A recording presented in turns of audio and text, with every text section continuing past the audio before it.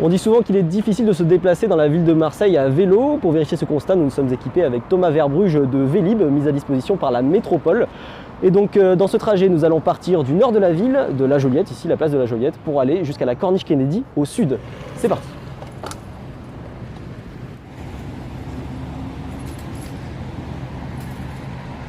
Malgré ses 15 000 cyclistes quotidiens, Marseille ne semble pas vraiment accueillir les amoureux du vélo avec plaisir.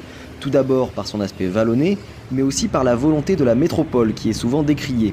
Et pour cause, la ville ne possède officiellement que 140 km de pistes cyclables, moitié moins selon les associations, ce qui la place dernière sur la liste des 40 plus grandes métropoles françaises.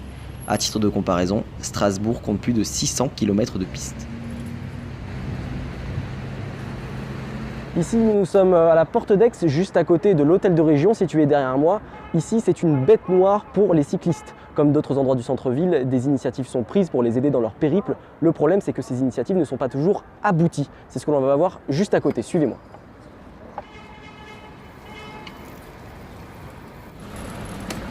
Voilà, ici c'est la fin de ma piste cyclable. Normalement, je devrais continuer le long de cette ligne blanche où je serai donc face à des bus. Pour moi, la solution la moins dangereuse, ce serait donc de prendre le passage clouté et de terminer sur le trottoir d'en face. Les premiers aménagements pour les cyclistes à Marseille sont apparus il y a 11 ans lors de l'installation du vélo en libre-service par la métropole.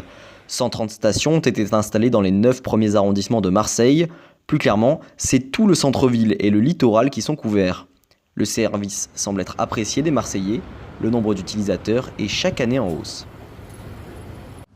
Nous continuons notre chemin par le centre-ville et arrivons rue de Rome. Ici, c'est ce que les cyclistes appellent la plus grande piste de Marseille.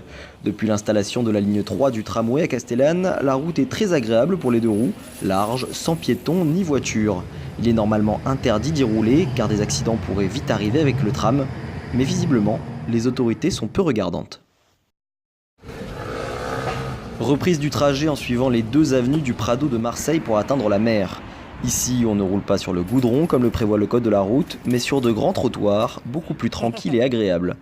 Selon des communiqués officiels, le vélo va encore se développer à Marseille, avec un objectif de 1000 km de pistes cyclables d'ici 2025.